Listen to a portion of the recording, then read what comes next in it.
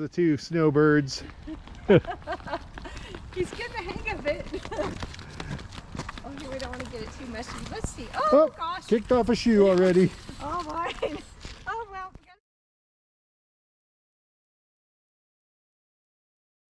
In the middle of the day, you turn to me and say, come on, let's get away. Skip this town for a day. Get behind the wheel and drive. We don't care about the time with you by my side. I don't need to hide, I feel alive. You bring me coffee in the morning.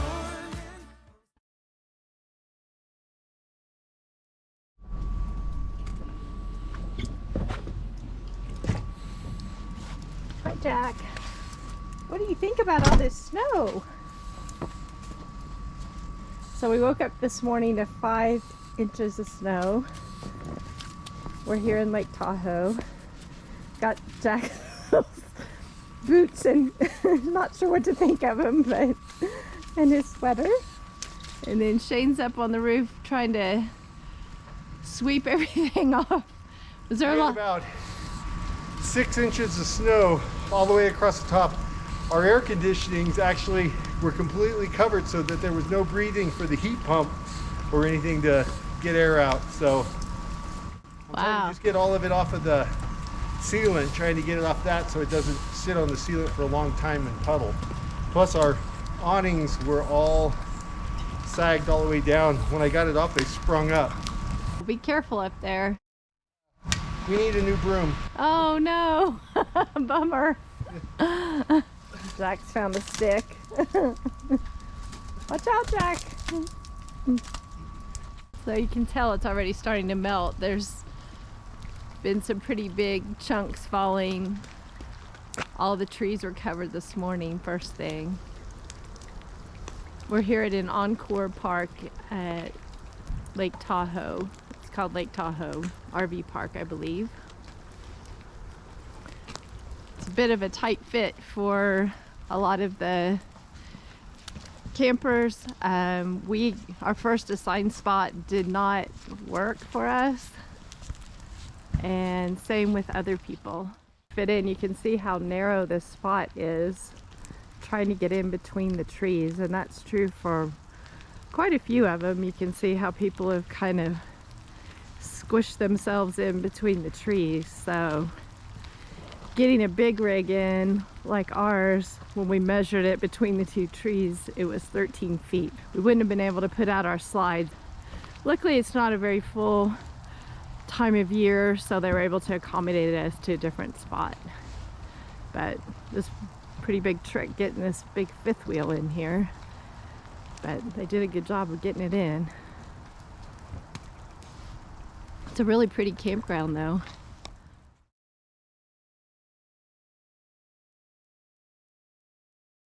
Jack, what do you have on? You have on your sweater and your snowshoes.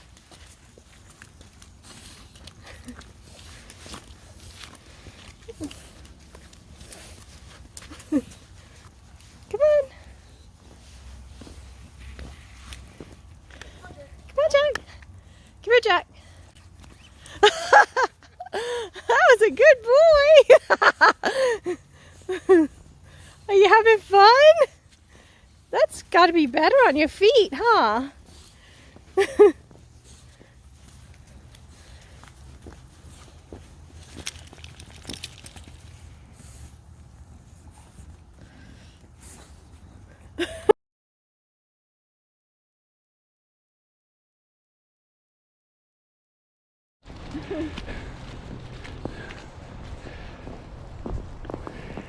on, Jack, let's go to the dog park. Look, they match. Same hair, same coats.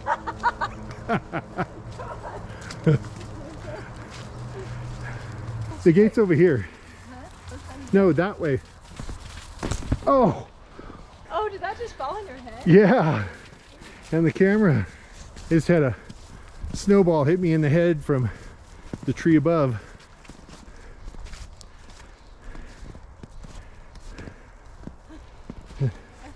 Oh, we'll have to X this out for video safety.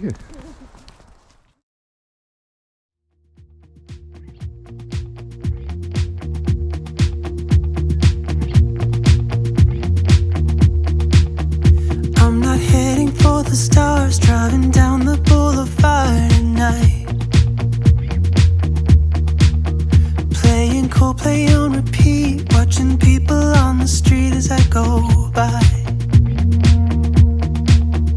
And it doesn't even matter to me where I go, I just feel I need to take a ride. Got my coffee cup to go, and I'm gonna hit the road tonight.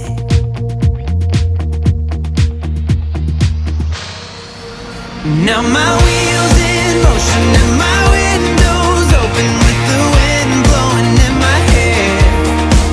I'm driving down the highway, gonna do this my way. I can feel it in the air. Here I go.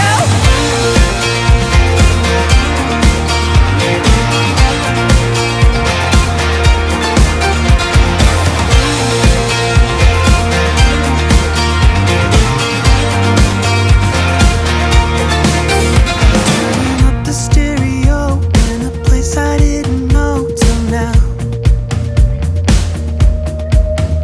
In a different part of town, I see new colors as the sun goes down.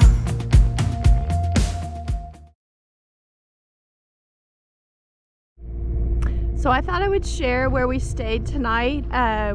We're in Tonopah, Nevada, and this is a boondocking spot that we found that's right off the highway. It's by a BLM office. And as you can see, there's plenty of room. You know, sometimes we are nervous with a boondocking area, not sure if our big rig with a tote behind it is going to fit. It's really pretty views, and there was plenty of room for Shane to turn around so that we could be headed out this morning. But it's just like a road here. Last night we had a couple of other people who stayed. If you wanted to, you could stay here for 14 days. It's off of, I believe, Highway 95 as you're going through Tonopah, Nevada. And you can see how it's really wide here, and then when I walk down just a little bit further, it becomes a one-lane road. And Shane and I did a little hike yesterday where we walked a few miles, and it's the one lane for quite a way. So anybody with a big rig would be bummed out trying to figure out how to turn around. So anyway, just thought we'd share. Nice overnight stop for sure, with really pretty views. Okay, I'll go outside and do it. Oh, okay.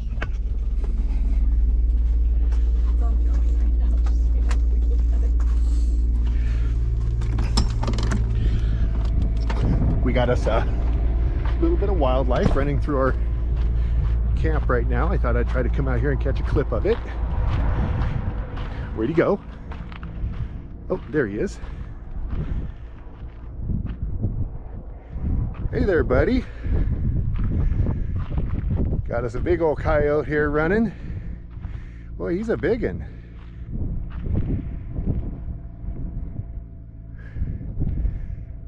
Coming down here checking out Jack. He doesn't seem real scared of us. We got the generator running with us, and he's going along. This is here in our boondock station. He obviously wants to cut across the road here.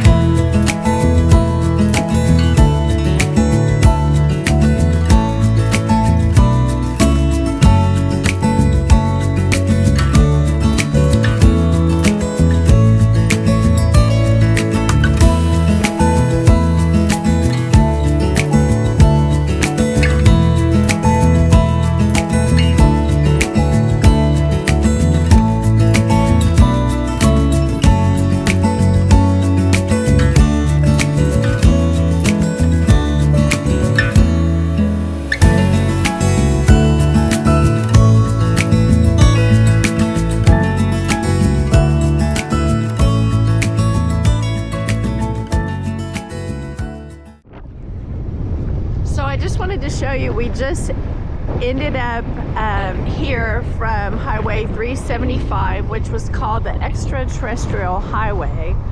And now we're at the very end of it, and we're getting ready to head toward Eli. But just really curious about this whole area. There's been a lot of different things about extraterrestrials and the highway off of 375. So everything over there to the right is what they consider the extraterrestrial part. Not really sure what ET fresh jerky is, but kind of an interesting painted wall here. Thought I'd get a little bit closer. It does look like they have some snacks and stuff.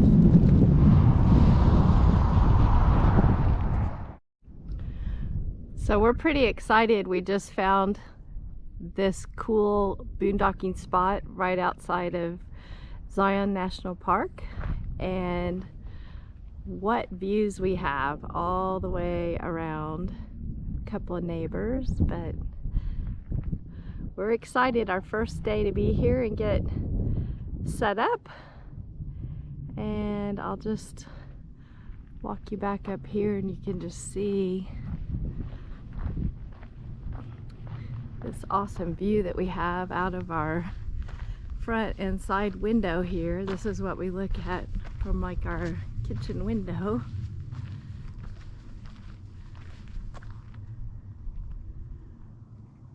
Into the back side. And then right outside of our front view is this. Pretty excited to be here. Utah sure is beautiful.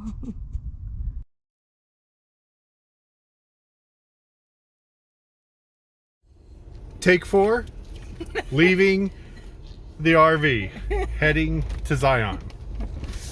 This is just a short, quick little trip. No, I'm not drunk or I'm not that unstable. We are on a road that is for like 4-wheel drives, although I did make it up with the RV. And it's a little bouncy though. I had to go slow. But we are now heading up to just do a preview of what it's going to take. We're scouting. This is that scouting trip. Find out exactly what we need to do. I am Scoutmaster Shane, and we have Seatbelt. Scoutmaster Michelle, the authority, and Jacksters. Oh, he's busy. He's looking for a bone to chew on. All right, I got a seatbelt up. See you in Zion.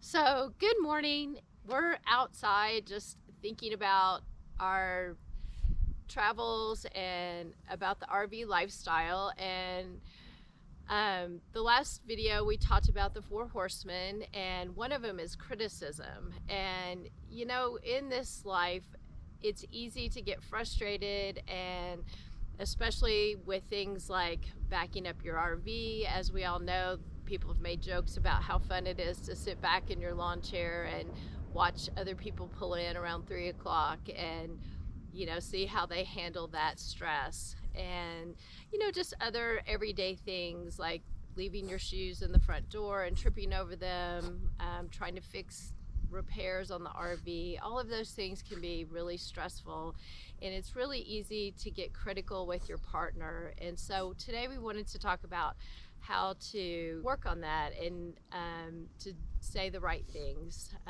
that would help in that situation. Yeah, criticism is, you know, the first of the 4 horsemen. Not that they're any kind of order, but it's probably one of the largest ones that people use when they're talking. You know, John Gottman's where the 4 horsemen come from, and he talks about criticism coming from the Love Lab. And one of the examples that we like to use is, think about a soccer game. In a soccer game, you have 2 teams. You have the husbands versus the wives. The ball is the problem. Okay, that's the parking the RV, that's the, you know, dishes, that's the whatever is the problem. That's your problem, is the ball. With criticism, what we have a tendency of doing is we forget about the problem and we start making it personal. It's either one, I pick up the ball, which is a foul in soccer, and I make it about me. Oh, it's always my fault. I'm the one that has to do this. Why am I the one doing this? Okay? Or I pick up the ball and I shove it in Michelle's chest and I make it about her. You're always telling me this. You always do it this way. Why don't you tell me how to stand over there when you tell me how to back up the RV? So we're making it about each other. And if you watch your friends, watch couples, all that kind of stuff, when you see them bring up problem, an issue, watch how quickly they leave that issue and go on their little way with the yous and the me's and the criticism that comes into it. So with criticism, what we want to do is we want to use the antidote. We want to use what we call a softened startup. And one of the easiest ways to think about using a softened startup is I statements, which many of us have heard. It's explaining things from that point of view to where it's like, you know, I would appreciate if we could do the dishes together, you know, hey, the motorhome is a little off center, it needs to go more to the left. We would say something like that instead of, hey, you have it too far to the right, you know, where we're making it feel like, oh, that person's screwing up or something like that.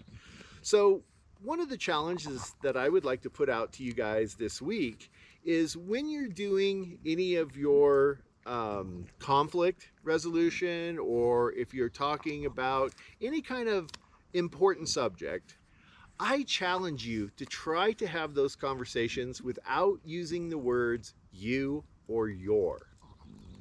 Now, obviously, tell your partner you love them. I love you, okay? But in conflict or in things that you're doing, I challenge you to try not to use the word you and your, okay? This is gonna be hard, believe it. It's harder than you think. And it's gonna mean that you're gonna have to slow way down in order to have this conversation without using those words. And you will be amazed at how slow you will have to go in order to do that. But it's a challenge. Give it a try. Hey, thank you for watching Couples Corner. We hope to see you out there someday on the road. Take care. We'll see you soon. Bye-bye. Bye-bye.